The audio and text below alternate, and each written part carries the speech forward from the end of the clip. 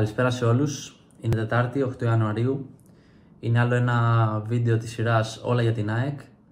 Και σήμερα θα μιλήσουμε αρχικά για την ανασκόπηση των όσων έγιναν το Σαββατοκύριακο και τη Δευτέρα στην ανασκόπηση των αγώνων της Super League, όπου δυστυχώς ξεχώρισε το πέναλτι εφεύρεση με το οποίο ο Ολυμπιακός έφυγε από το Αγρίνιο με τους 3 βαθμούς της νίκης, το οποίο επέδειξε ο Σιδηρόπουλος και οι Ερυθρόλευκοι πήραν το προβάδισμα και εν τέλει το τρίποντο. Σε αυτή την αγωνιστική η ΑΕΚ σε ένα πάρα πολύ εντυπωσιακό απόγευμα βάλε 4 γκολ στο Βόλο, σε ένα παιχνίδι το οποίο παρακολούθησαν από κοντά πάνω από 10.000 ενωσίτες, οι οποίοι ταξίδεψαν και είδαν τους παίκτες του Ματίας Αλμέιδα να πετυχαίνουν 4 γκολ, να παίζουν ωραίο ποδόσφαιρο, να επικρατούν τελικά με 2-4 σε ένα σημείο που είδαμε και πάλι, ειδικά στο δεύτερο γκολ της ομάδας του Βόλου, κάποια λάθη στην άμυνα της ΑΕΚ, τα οποία καλό θα ήταν να αποφεύγει γενικότερα. Και σε αυτή την αγωνιστική είχαμε επίσης τη νίκη του Παναθηναϊκού με 2-1 στο τέλος επί του ΠΑΟΚ. Τους ασπρόμαυρους, τους οποίους η ΑΕΚ αντιμετωπίζει την Πέμπτη σε ένα πολύ σημαντικό μάτς για το Κύπελλο Ελλάδος, στο επαναληπτικό του 1-0 της ΟΠΑΠ Αρίνα, και θέλει φυσικά να πάρει την πρόκριση η Ένωση, ώστε την Κυριακή στο επόμενο παιχνίδι πρωταθλήματος με την Athens Καλιθέα να συνεχίσει και πάλι με νίκη, ώστε να μείνει πολύ ψηλά στη βαθμολογία και να διεκδικήσει την πρωτιά. Το Σαββατοκύριακο επίσης είχαμε την ήττα της ΑΕΚ στην Καρδίτσα στο μπάσκετ, σε ένα παιχνίδι που είχε ορισμένες απουσίες, αλλά η Καρδίτσα βρήκε τον τρόπο να φτάσει σε ένα υψηλό σκορ και να επικρατήσει της Βασίλισσας, η οποία την Κυριακή φιλοξενεί τον Παναθηναϊκό στα Νολιώσια, σε ένα παιχνίδι που η ΑΕΚ περιμένει τον κόσμο της.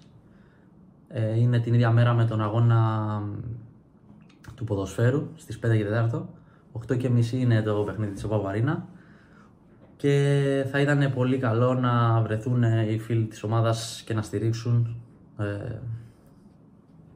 την ομάδα του κυρίου Σάκοτα, που φέτος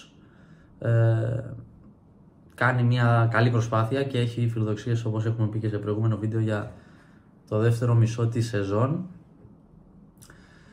Είχαμε και στον Ερασιτέχνη θετικά αποτελέσματα. Ξεχώρισε η νίκη στο βόλεϊ επί του Πανιωνίου με 3-2, σε ένα παιχνίδι που η ομάδα δικήθηκε με ένα καταλογισμό, ένα διαιτητικό λάθος, τέλος πάντων στερήθηκε η ομάδα ένα σετ και έχασε ένα βαθμό. Τελικά πήρε την νίκη με 3-2. Και τέλος πάντων μπαίνουμε τώρα σε μια εβδομάδα όπου, όπως σας προείπα, αναμένονται πολύ δυνατά παιχνίδια και πολλά παιχνίδια για το ποδοσφαιρικό τμήμα, και φυσικά υπάρχει πάντα ανοιχτό μεταγραφικό παράθυρο. Ακούγονται πάρα πολλά, κυρίως για παίκτες που η ΑΕΚ ψάχνει για να ενισχυθεί, όπως είναι ο Μαζοακού, ένα όνομα δηλαδή που ακούγεται. Ακούστηκε και ένα ακόμα όνομα για τη θέση του αριστερού μπακ το βράδυ της Τρίτης βγήκε το όνομα, και αναμένουμε να δούμε πώς θα εξελιχθεί αυτό.